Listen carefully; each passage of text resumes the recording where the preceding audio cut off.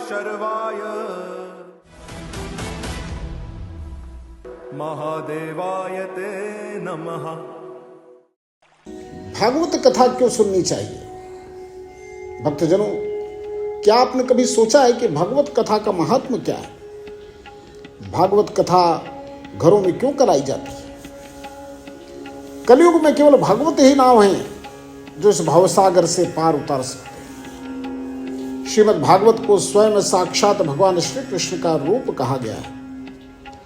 जब श्री कृष्ण ने पृथ्वी से विदा ली, तब धर्म और ज्ञान को बनाए रखने के लिए यही भागवत शेष रह गई। कृष्णे स्वधामोपगते धर्म ज्ञानादिभिः सह कलौ नष्ट दृशामेश भागवता कौर्मोदितः।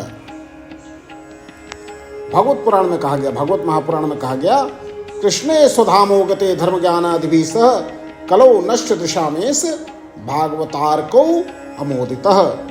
भगवान कृष्ण के धाम जाने के बाद धर्म और ज्ञान के साथ जो प्रकाश किया, वह भागवत सूर्य के रूप में पुनः प्रकट हुआ। श्रीमद् भागवत सुनने से हृदय शुद्ध होता है। श्रीमद् भागवत सुनना केवल ज्ञान नहीं है, यह हृदय की यात्रा है, आत्मा की यात्रा है, अंतःमन की यात्रा है। यह भीतर की अशुद्धियों को मिटाती है, लोभ मोह अहंकार को जलाकर आत्मा को प्रकाशित करती है।